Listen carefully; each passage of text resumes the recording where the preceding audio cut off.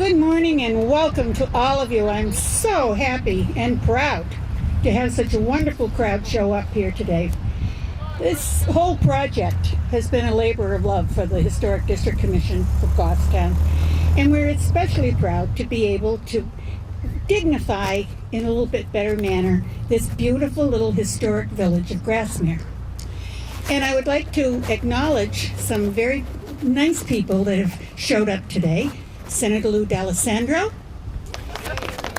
We have Representative Josh Dutton, or a representative of Carol Shea Porter's, Josh Dutton, who has brought us a letter from the Congresswoman, and our own Steve Monier, who is representing Senator Kelly Ayotte. And I would also like to mention Representative John Bird, who is here, and he and I are two of your representatives in Concord. Also, I just want to make a quick shout out to our great police chief, Pat Sullivan, who has been working to help us. He's going to be leaving us in January, and we're going to miss him terribly. Thanks for all you do, Pat. Okay, as I said before, this has been a labor of love. And when we got the idea to put up a statue, we thought, oh, great, this is going to take us a long, long time. But it just so happened that last year the town had a 250th anniversary, and the co-chairs of that committee that put on that wonderful celebration we had all year long, Scott Gross and Elizabeth DeBrill, put their heads together and donated money so that we could do this much sooner than we ever would have been able to. I also want to acknowledge some wonderful, wonderful people.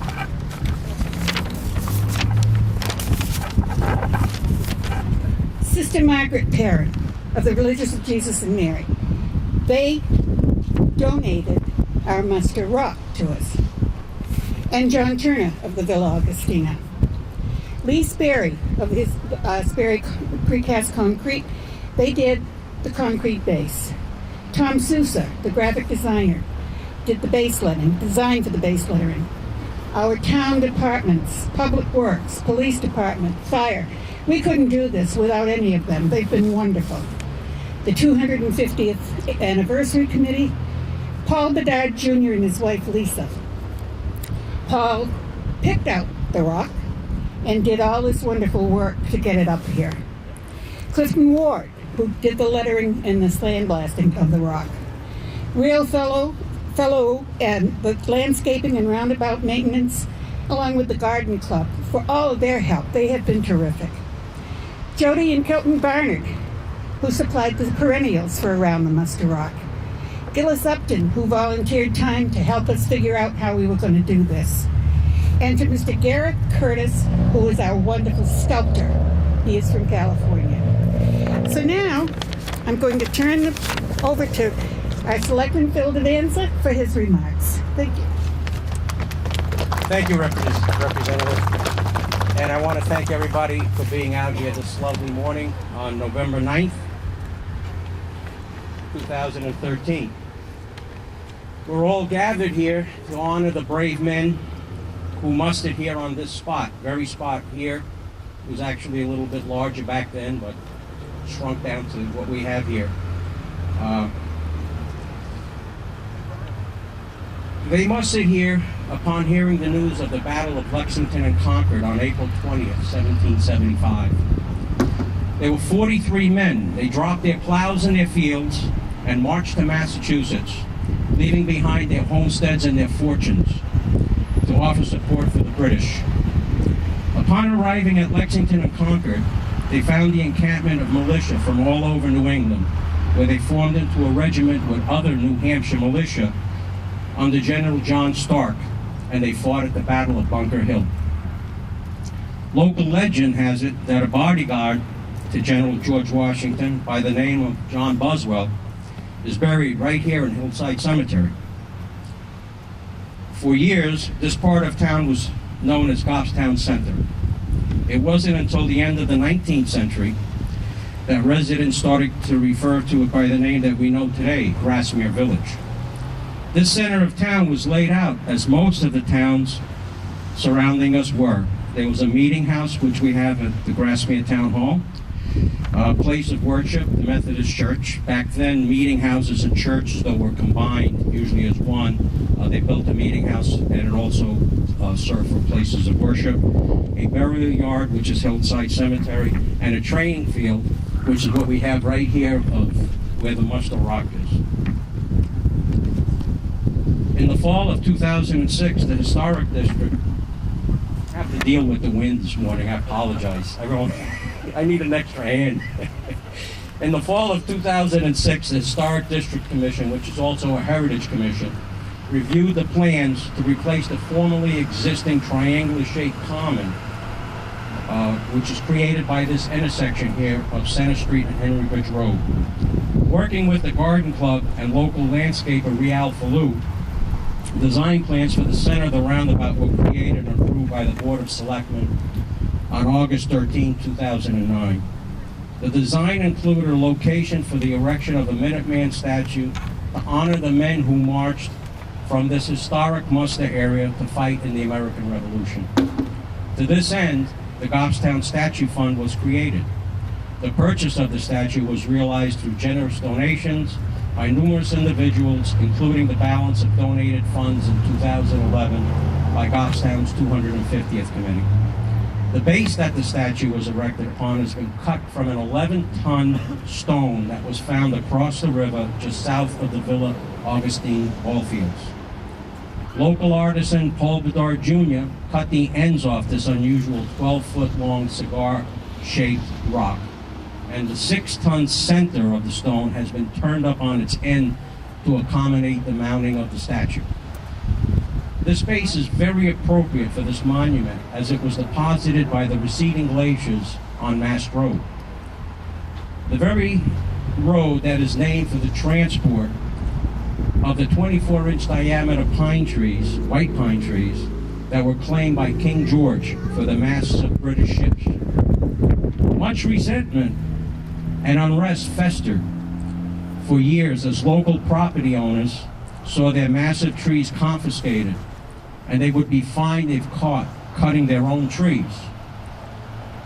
This had been the case at Job Dow's sawmill up in the West Village, and also a little further up the road, up Mash Road in Riverdale, where it led to the Pine Tree Riot of 1772. Friends, in closing, I leave you with two questions. How many massive trees passed by this boulder on their way to Newburyport? Did one of these 43 men sit on this stone as he made his journey to this muster spot back then? I thank you very much for your kind time that you've taken to spend with us today in this dedication. Thank you very much.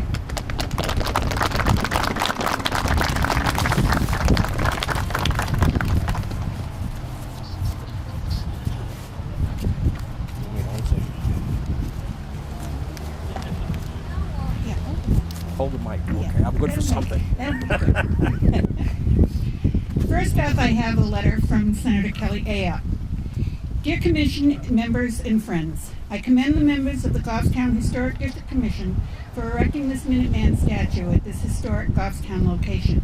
It is a wonderful tribute to those brave New Hampshire citizen soldiers who left their homes and farms more than 238 years ago and fought for our independence. In 2 days' time, on November 11th, in communities across the nation, we will honor and celebrate the service and sacrifice of America's veterans. How fitting it is that today, Goffstown commemorates America's original veterans, the patriots from the Revolutionary War. Thank you for helping us to preserve for future generations New Hampshire's rich heritage in the cradle of freedom. Sincerely, Kelly Ayotte, United States Senator.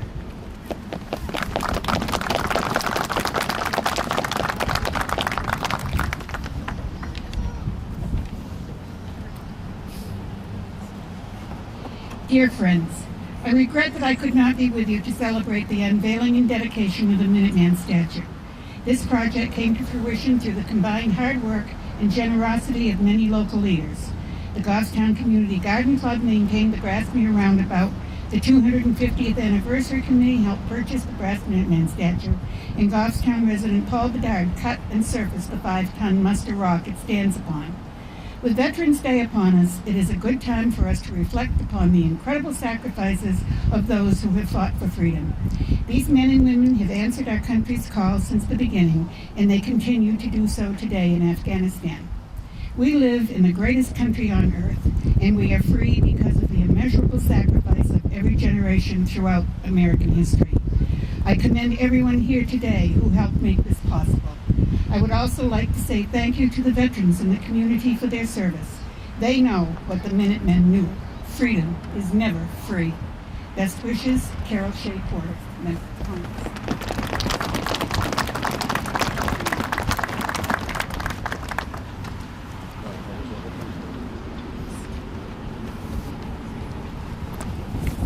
Dear friends, on behalf of the citizens of New Hampshire, I would like to welcome you all to today's unveiling and dedication of the Minuteman statue.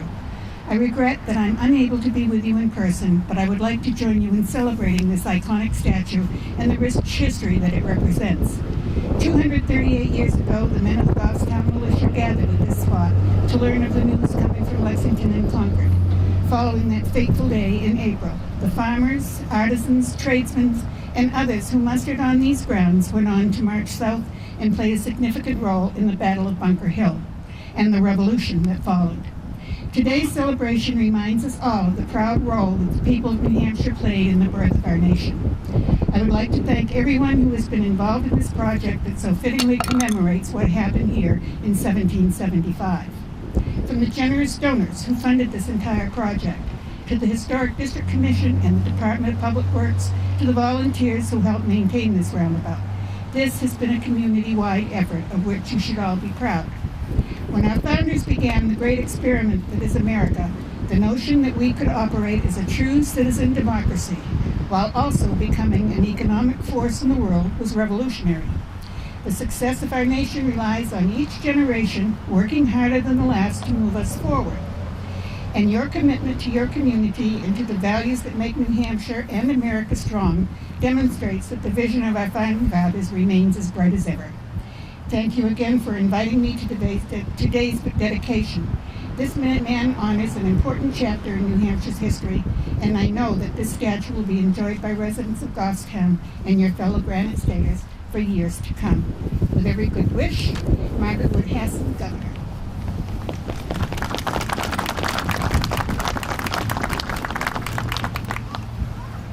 And now I would like to call upon Ben Hampton.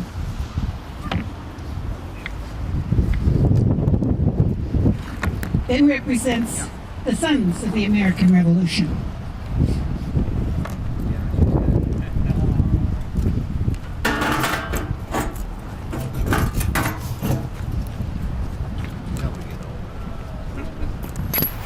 I think you want to, I'll just need the podium back. You can use the podium. If you want to hold that one.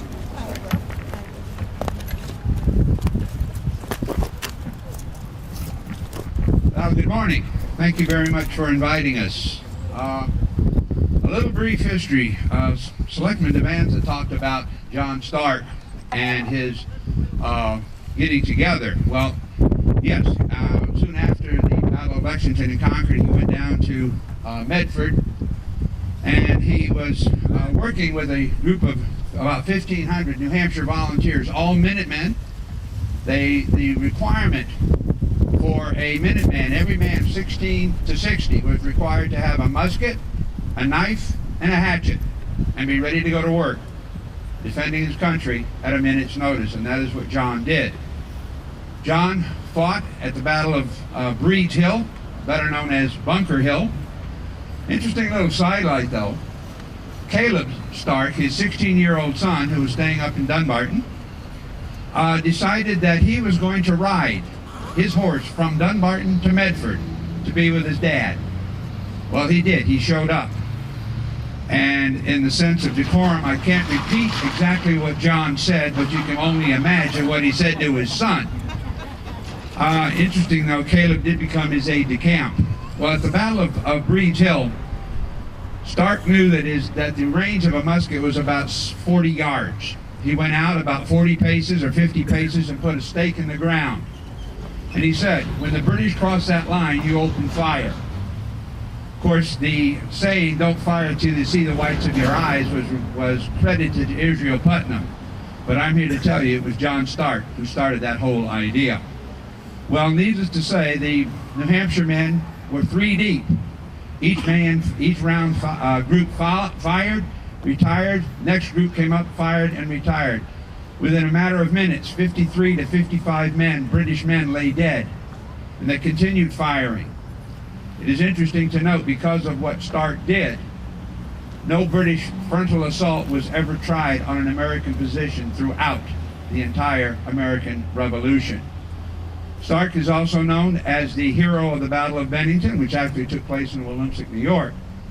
But his division and his diversion of troops allowed the British general, Gentleman Johnny Burgoyne, who was the British best, to surrender at Saratoga in 1777, thus enabling the French to come to our aid. Stark was truly a New Hampshireite. Every one of us should be very proud of. Once he did his job, he came home, didn't look for bravery, did not look for reward. He just went back to work. When the Continental Congress, the New Hampshire Gubernatorial Congress, was meeting over on the coast, they took the 2nd New Hampshire Regiment and made it the 1st, and made John's the 2nd. And John said, I am in awe of such an august body that can take a baby born yesterday and make it older than a baby born a month ago. And having studied General Stark, I can imagine him saying that with a few other things added. However, Stark is a hero, and his Minutemen, as his statue depicts, is what we were all about. His Minutemen were the 1st National Guard. They were the militia. And they were the ones who took the battle. The French and Indian War, the American Revolution, and so on. So we should be very proud of these Minutemen and our soldiers and sailors, Marine, airmen today, because they are all doing the same job. In 1809, when John was 81, he was asked to join his compadres over in Bennington to celebrate the battle. He couldn't make it. He sent them a toast. And in the end of the toast, he said, "Live free or die. Death is not the worst of evils." And I think we are all living proof of that death is not the worst of evils. We have the opportunity to do what is right. Thank you very much, ladies and gentlemen.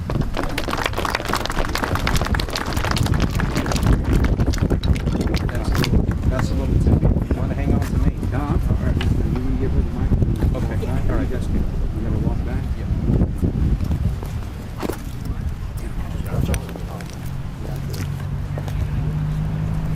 Thank you so very much, Ben. That was very enlightening.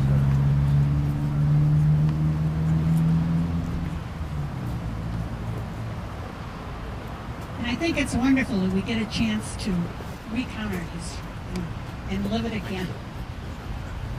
Now, next on our program, we're going to unveil the statue. So, Scott Gross and Elizabeth Dubrow, would you please come forward?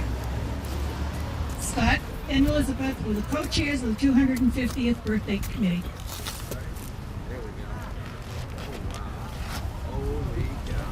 And there he is.